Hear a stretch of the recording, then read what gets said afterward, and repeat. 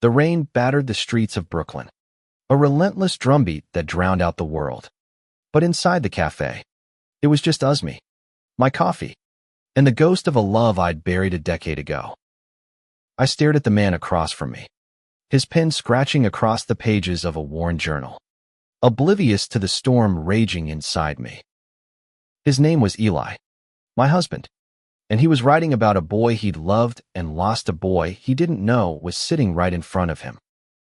10 years ago, I was Noah Carter, a lanky kid with a crooked smile and dreams too big for the small town of Ashwood, Ohio. Back then, I was in love with Elias Reed, the boy who'd sneak me into the projection room at the old cinema, where we'd kiss under the flicker of black and white films. We were 17, reckless, and so sure our love could outrun the world's judgment. But life doesn't care about young love. My family's rejection, their venomous words about my sin, drove me out of Ashwood, away from Eli, without so much as a goodbye. I changed my name, my face, my everything, and became Noah Ellis, a man who could blend into the city's chaos and hide from his past. Now, here I was, married to Eli, the man who'd never stopped loving that boy from Ashwood. He didn't know. How could he? I'd rebuilt myself from the ground up, new name, new history, a carefully crafted lie to protect the wounds that never healed. But every night, when Eli thought I was asleep, he'd pull out that journal and write about his lost love, his words dripping with a grief that tore me apart. I'd lie there, eyes closed, heart pounding, knowing I was the one he mourned, the one he thought he'd never see again. The cafe was our ritual, a quiet corner of the world where Eli wrote and I pretended to read. Tonight, though, something shifted. His pen paused, and he looked up, his hazel eyes catching the dim light. "Noah," he said, his voice soft but heavy, "do you ever think about the one who got away?" My breath caught. I forced a smile, stirring my coffee to avoid his gaze. "Sometimes," I lied. "What about you?" "Still writing about him." I nodded toward the journal, my heart a traitor hammering in my chest. Eli's lips curved, but it wasn't a happy smile. It was the kind that carried years of ache. "Always," he said. He was everything. I keep thinking if I write enough, maybe I'll figure out why he left. Why he didn't fight for us. The words stabbed, sharp and precise. I wanted to scream that I had fought, that I'd clawed my way out of a home that hated me, that I'd run to survive. But I didn't. I couldn't. The truth was a house of cards, and one wrong move would collapse everything we'd built, our marriage, our life, the fragile peace I'd found in his arms. Instead, I reached across the table, my fingers brushing his. "You'll find him someday," I said, my voice barely above a whisper. "Maybe he's closer than you think." Eli's eyes softened, and for a moment, I thought he saw Miral. I saw me. But then he looked back at his journal, and the moment slipped away. I leaned back, the rain outside mirroring the storm inside me. How long could I keep this secret? How long could I love him while hiding who I was? That night, as we walked home through the slick streets, Eli tucked his journal under his coat, protecting it like a sacred relic. I wondered what he'd write tonight, what new piece of our past he'd resurrect. I wondered if I'd ever have the courage to tell him the truth, or if I'd lose him all over again trying. The next morning, Eli left for work early, a freelance editor for a small publishing house.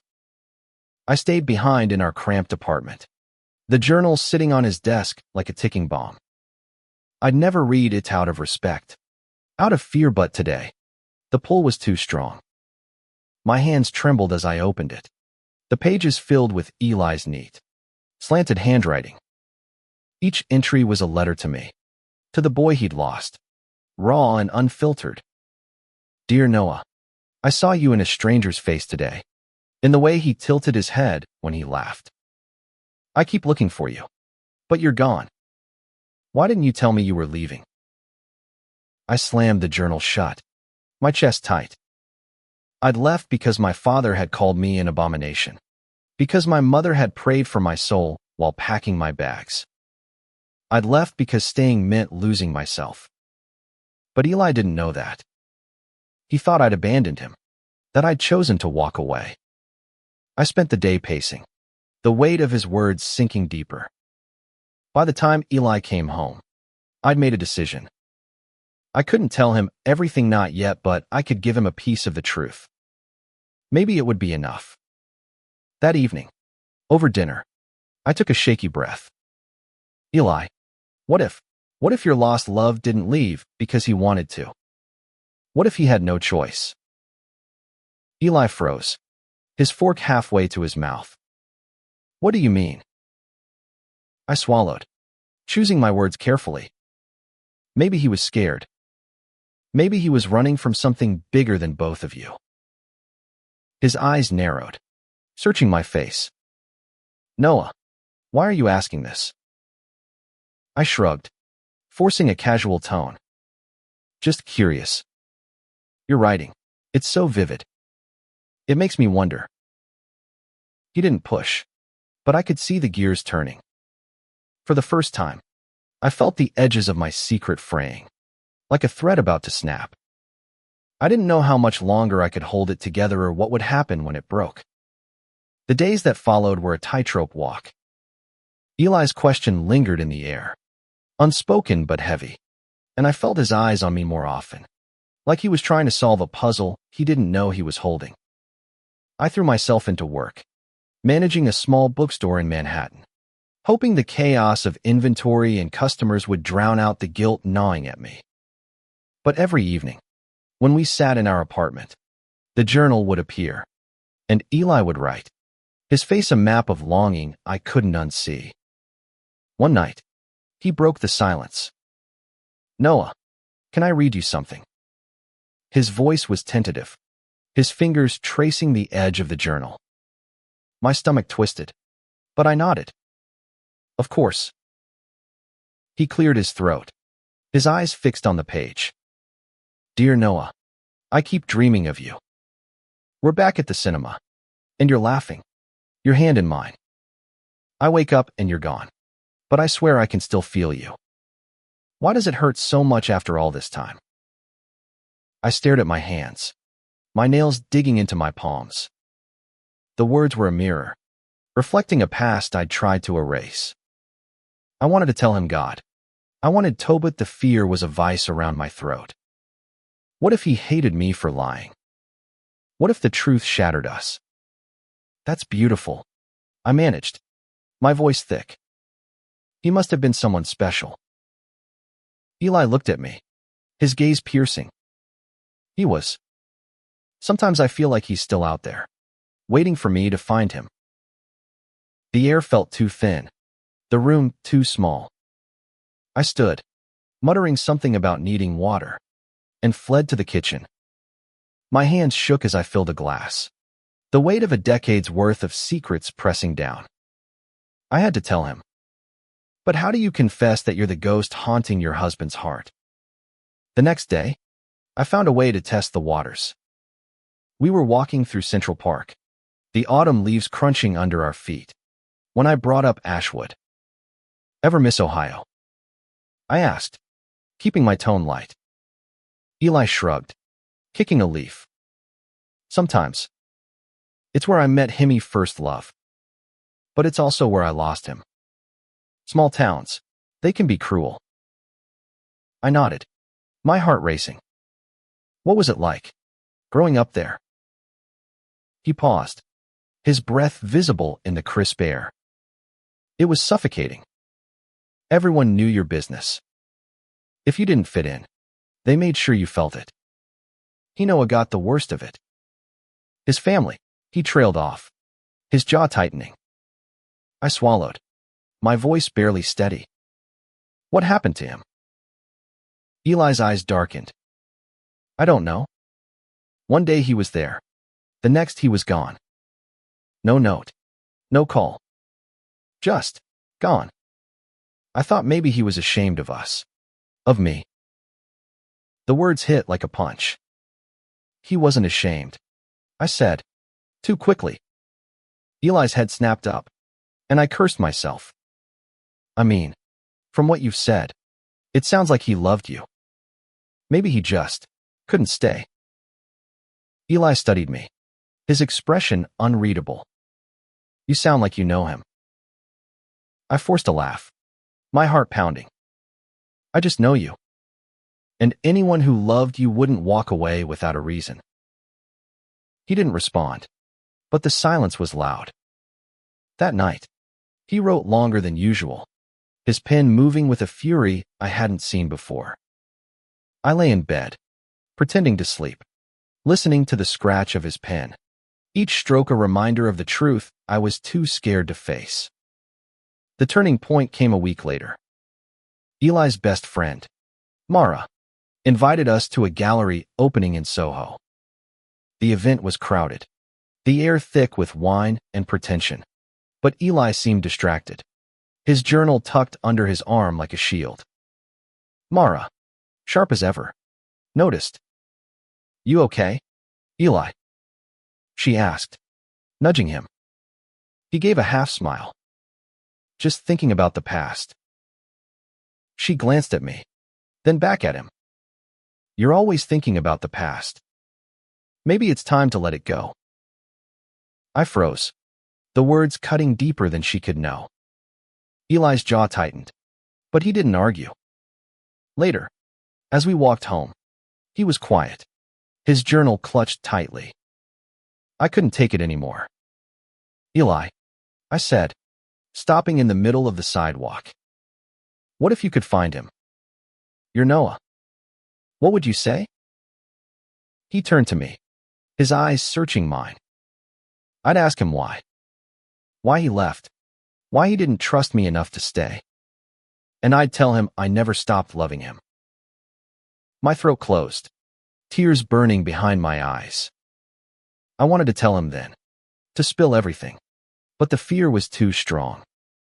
Instead, I took his hand. He'd be lucky to hear that, I whispered. Eli squeezed my hand, but his eyes were distant, lost in a memory I was too afraid to claim. As we walked on, I knew I was running out of time. The truth was a tide, pulling me under, and soon, I'd have to decide whether to swim or drown. The weeks that followed were a slow unraveling. Eli's journal entries grew more frequent, his words spilling over with a desperation that mirrored my own. I caught glimpses of them when he left the journal open, each one a knife to the heart.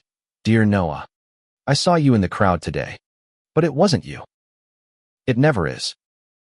I'm starting to think I'll never be free of you. I was losing him, not to another person, but to the ghost of who I used to be. The irony was cruel. I was right here, loving him, but he was mourning a version of me I'd buried to survive. The weight of my secret was suffocating, and every day, I felt the distance between us grow, a chasm I didn't know how to bridge. One evening, Eli came home with a flyer for a local writing workshop. They're doing a reading night, he said, his voice cautious but excited. I'm thinking of sharing some of my letters. Maybe it'll help me let go. My heart stopped. The idea of him reading those letters are Storito, a room full of strangers, was too much. Are you sure? I asked, trying to keep my voice steady. Those letters are so personal. He nodded, his eyes distant. That's why I need to do it. I can't keep carrying this alone. I wanted to argue, to beg him not to, but I couldn't find the words. Instead, I forced a smile. I'll be there. Front row. The night of the reading arrived too quickly. The venue was a small bookstore in the East Village, packed with aspiring writers and curious locals. Eli stood at the podium, his journal open, his hands trembling slightly. I sat in the front row, my heart pounding so loud I was sure he could hear it. He began to read, his voice steady but laced with emotion. Dear Noah, I was 17 when I fell in love with you. You were the only thing that made sense in a world that didn't. I've spent 10 years trying to understand why you left.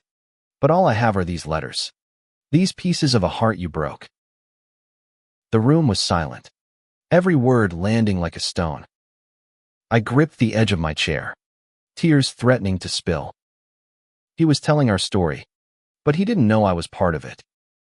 The crowd leaned in, captivated, but I felt exposed, like my soul was laid bare for everyone to see. When he finished, the applause was deafening, but I couldn't move. Eli looked out at the crowd, his eyes finding mine, and for a moment, I thought he knew. But then he smiled, a sad, grateful smile, and stepped down. Mara was there, hugging him, whispering praise, but I could barely breathe. Afterward, as we walked home, Eli was quiet, his journal tucked under his arm. What did you think? He asked finally, his voice soft. It was powerful, I said, my throat tight. You made him feel so real. Eli stopped, turning to face me. He is real. To me. He's still out there. Somewhere. The words were a plea, a challenge, and I couldn't meet his eyes. Maybe he's closer than you think, I said, echoing my words from the cafe. But this time, they felt like a confession.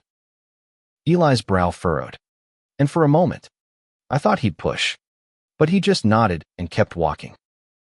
The silence between us was heavier than ever, and I knew I couldn't keep running from the truth.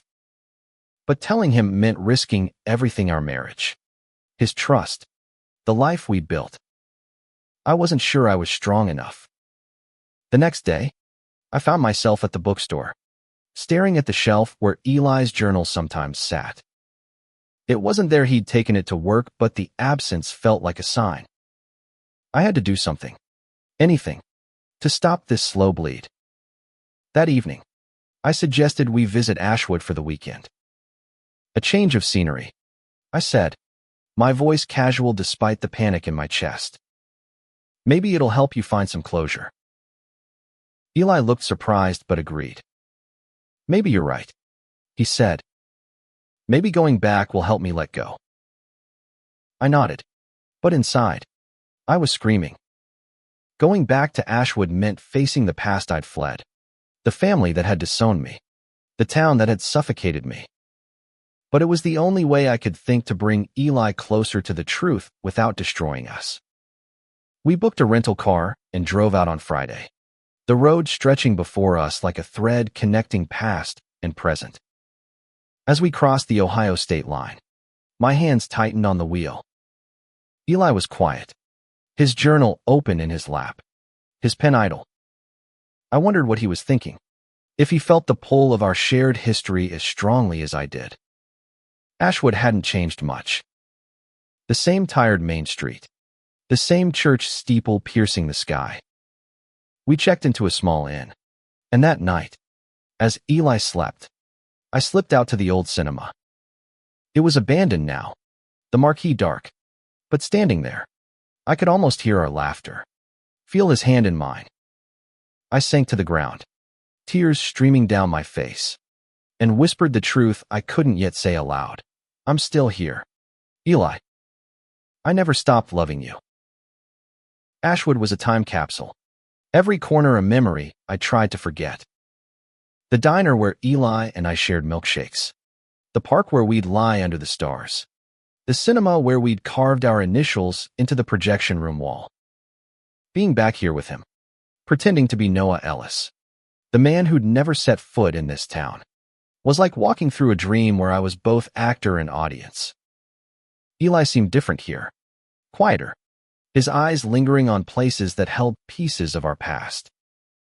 That morning, we walked through the town square, the air crisp with early winter.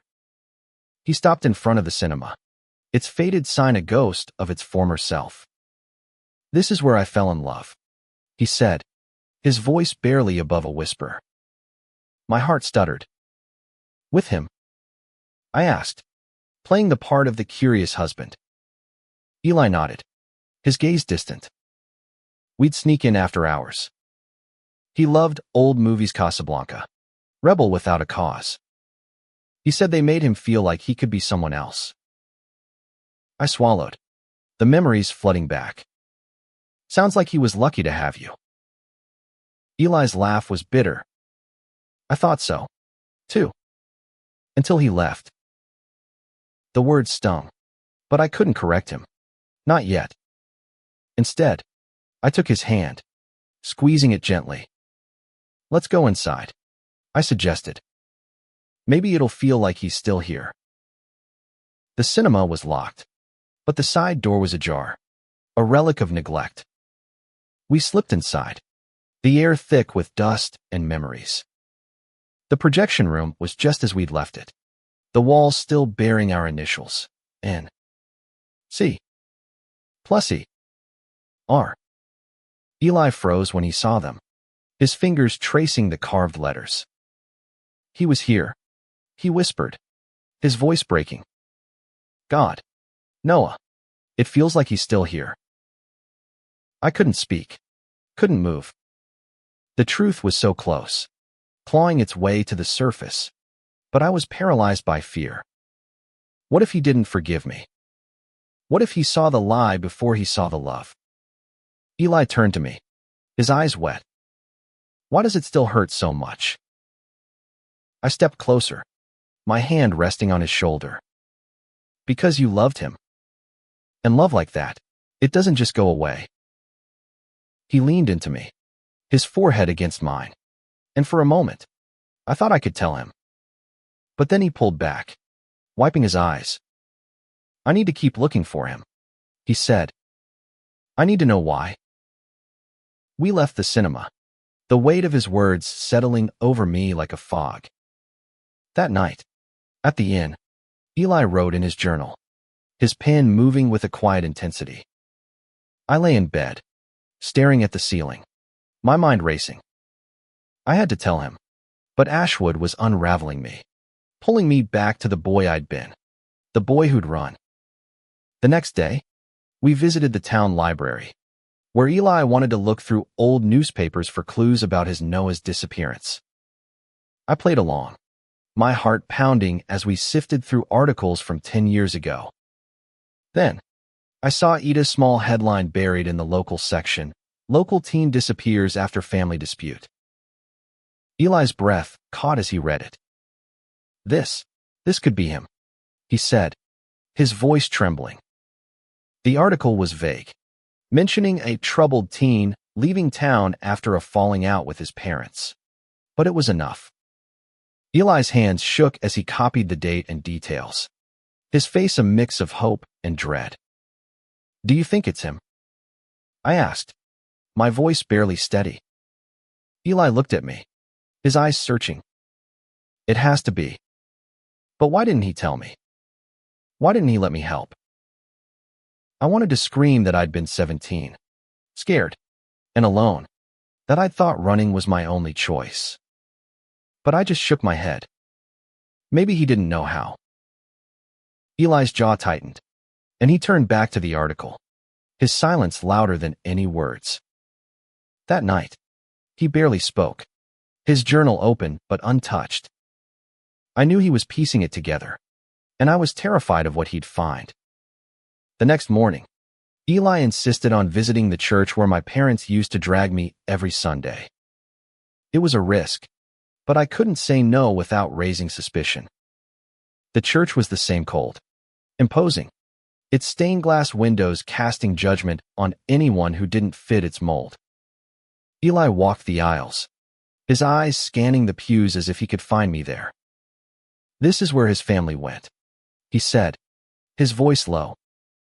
They were strict. I think they're why he left. I nodded, my throat tight. Did he ever talk about them? Eli's eyes met mine, sharp and searching. He said they didn't understand him, that they thought he was wrong for loving me. The air left my lungs. I'd never told Eli that, not as Noah Ellis, Those were words I'd shared as Noah Carter, in the dark of the projection room, when we were young and fearless. How much did he suspect? How much had I let slip? Eli, I started, my voice shaking, but he cut me off. Let's go, he said, his tone final. I need to think. As we drove back to the inn, the silence was suffocating. I knew I was running out of time. Ashwood was peeling back the layers of my lie, and soon, there'd be nothing left to hide behind. I had to tell him before he found out on his own. Back at the inn, Eli was restless, pacing the small room with his journal in hand. The air was thick with unspoken questions, and I could feel the truth clawing its way out, relentless and unyielding. I sat on the edge of the bed, watching him, my heart a drumbeat of fear and longing.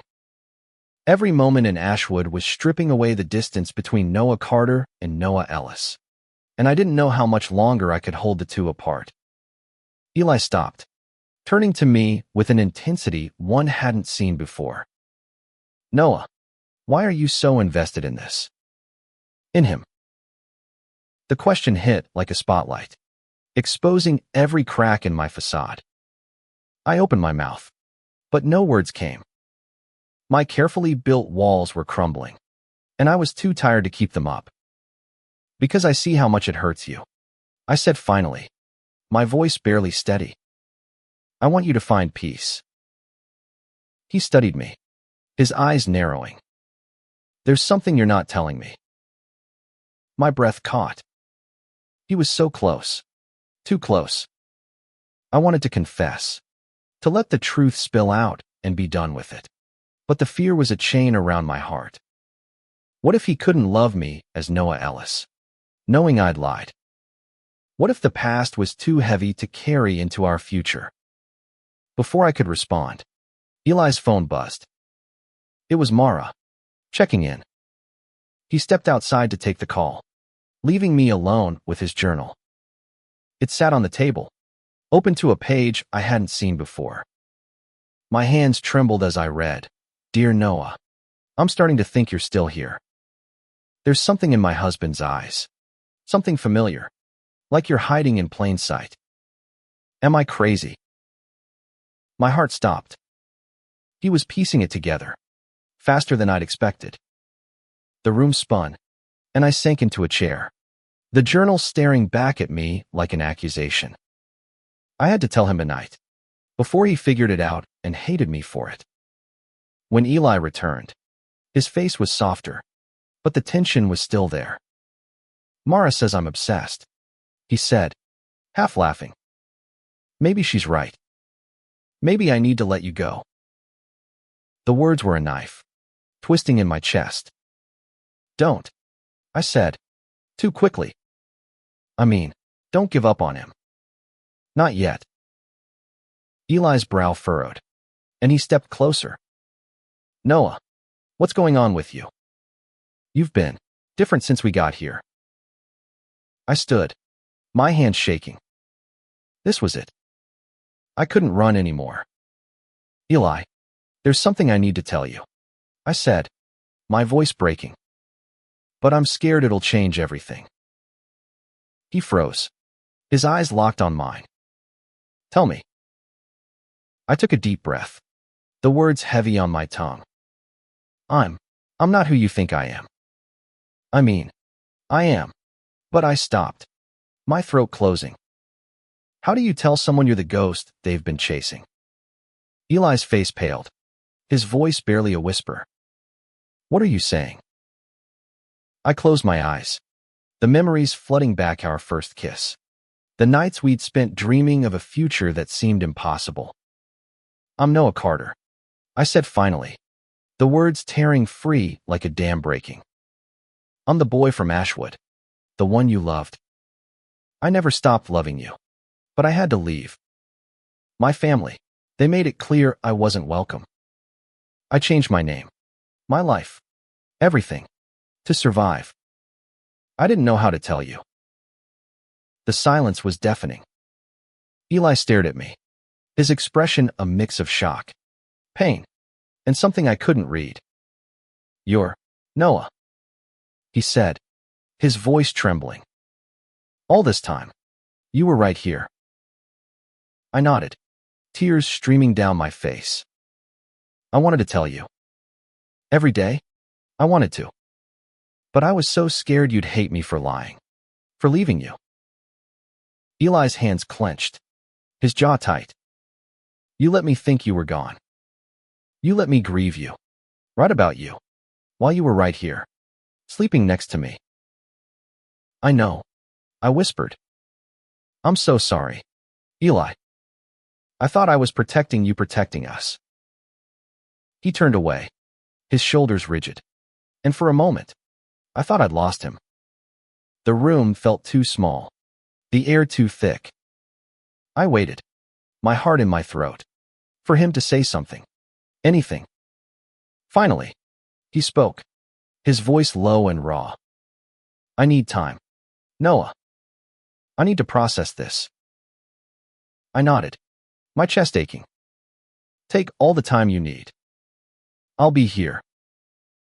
He left the room, the door closing softly behind him, and I sank to the floor, the weight of my confession crushing me. I'd told the truth, but at what cost? Had I saved our love, or destroyed it? The rest of the night was a blur.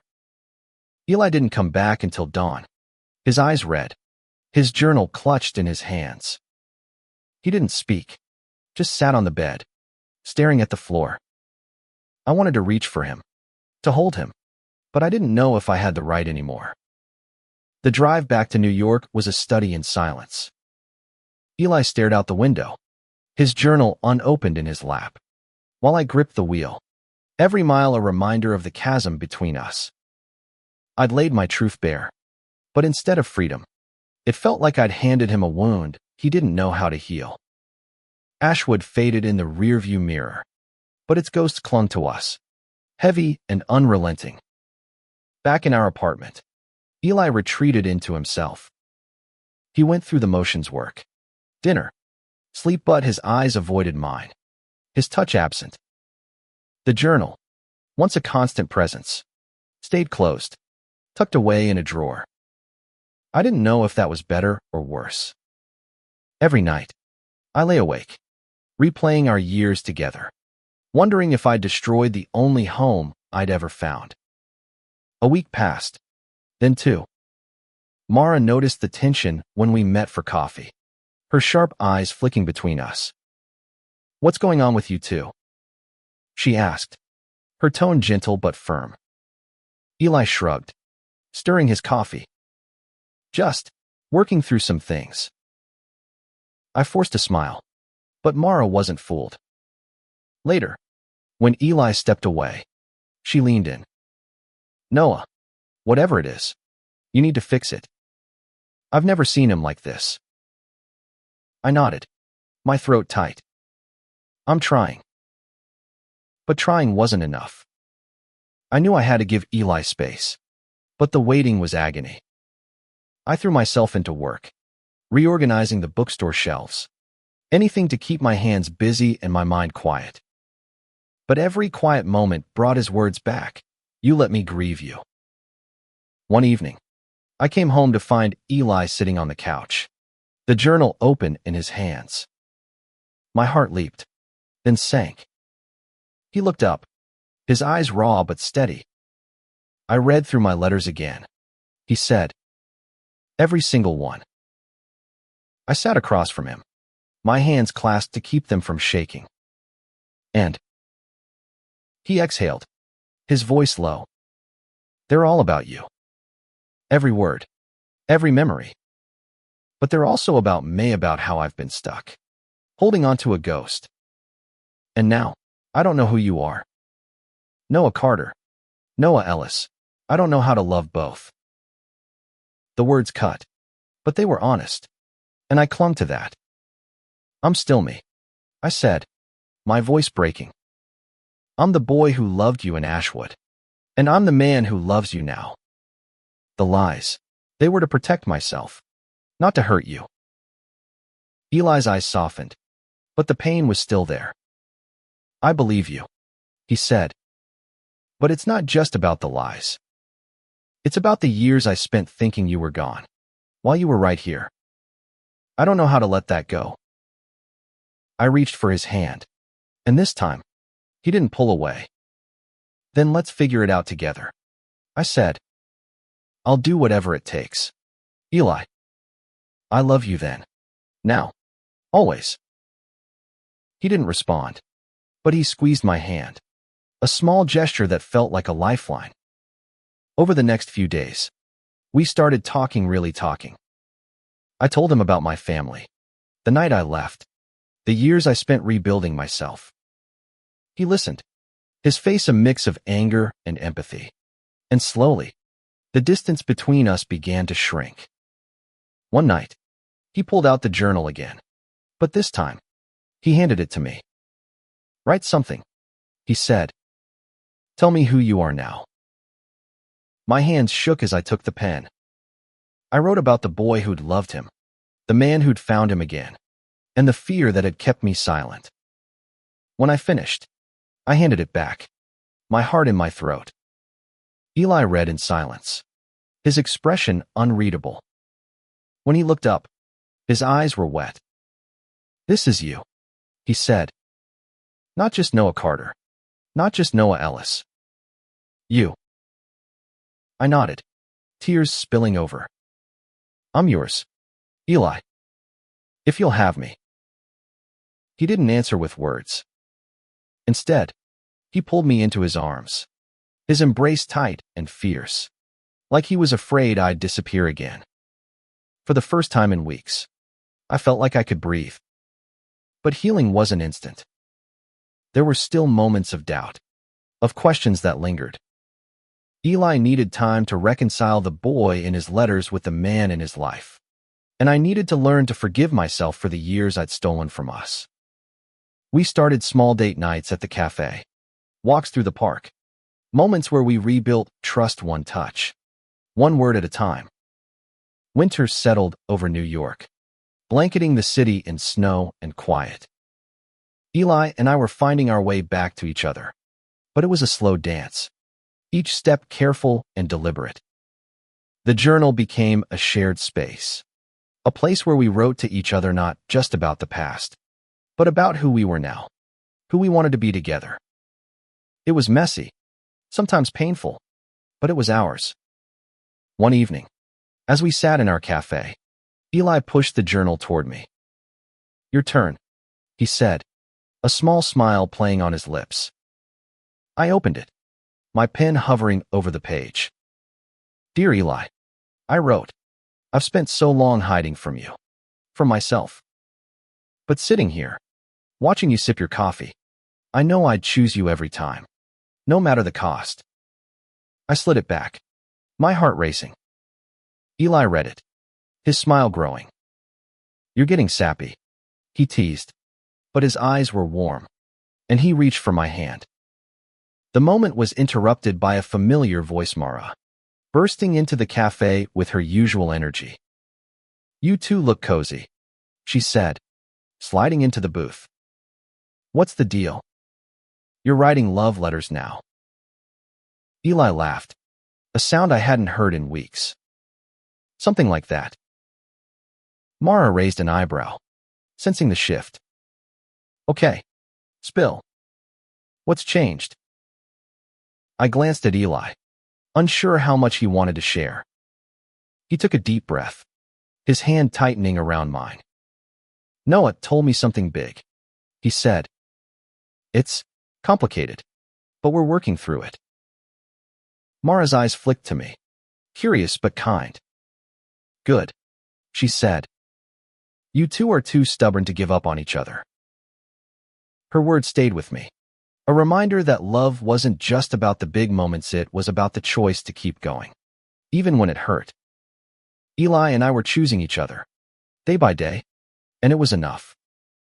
One night, Eli suggested we revisit the cinema in Brooklyn, the one that reminded him of Ashwood. It wasn't abandoned like the one we'd loved, but it had the same nostalgic charm.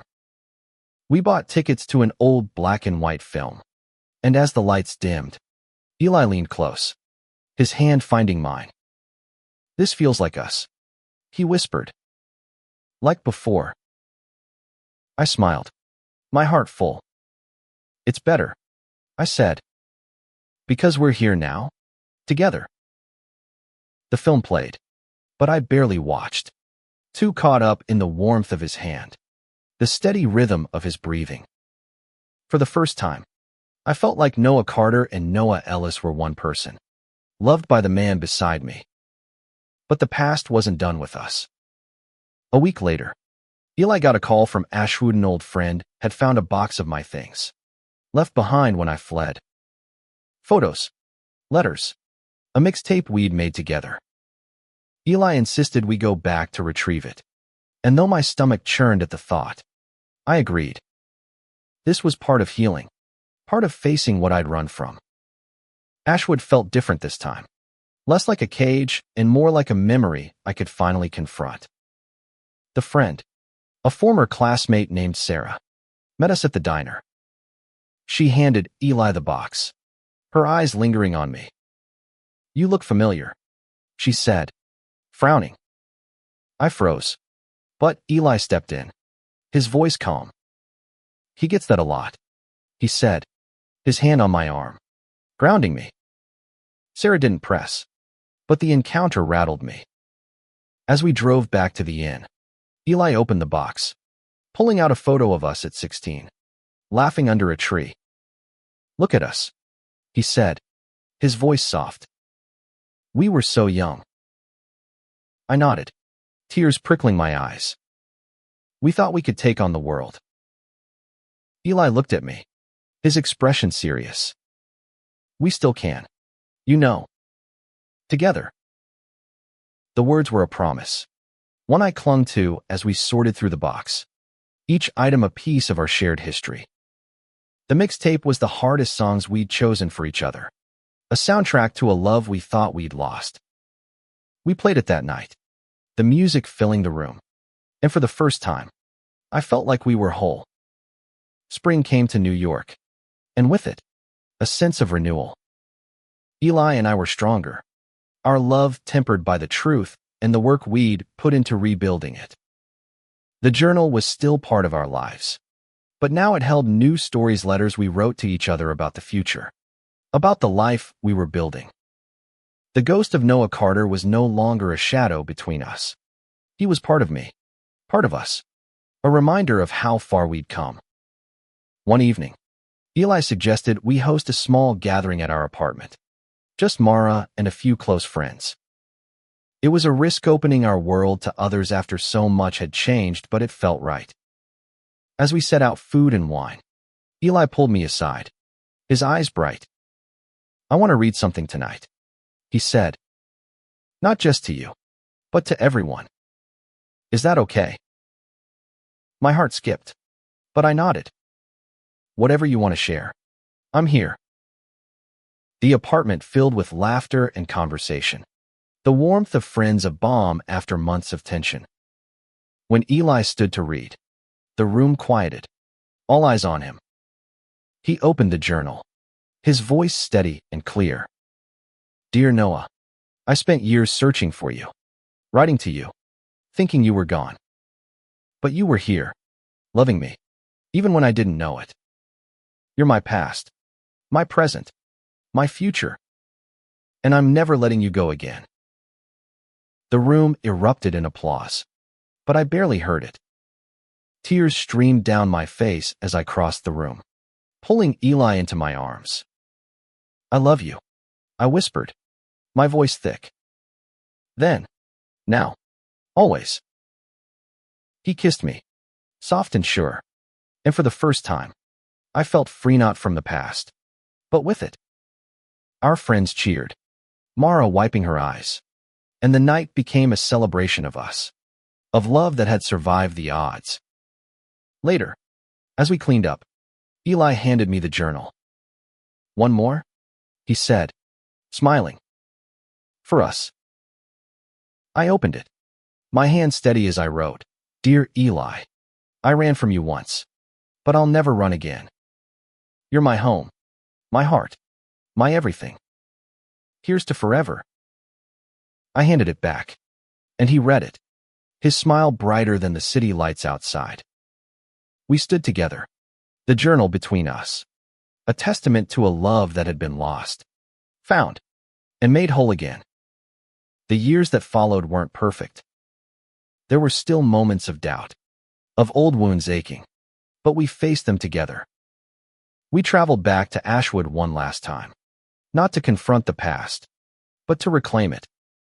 We stood in the cinema, our initials still carved in the wall, and promised to keep building our story, one day at a time. Our love wasn't just a happy ending. It was a beginning, a choice to keep choosing each other, no matter what. And every night, as we lay in bed, Eli's hand in mine, I knew I'd found my way back to him not as Noah Carter, not as Noah Ellis, but as me, the man who loved him with everything I had. The journal sat on our shelf, a quiet reminder of our journey. Sometimes, we'd open it, reading the old letters, the new ones, marveling at how love could break you and rebuild you stronger. And in those moments, I knew the truth. Eli hadn't just written about his lost love. He'd written us back to life,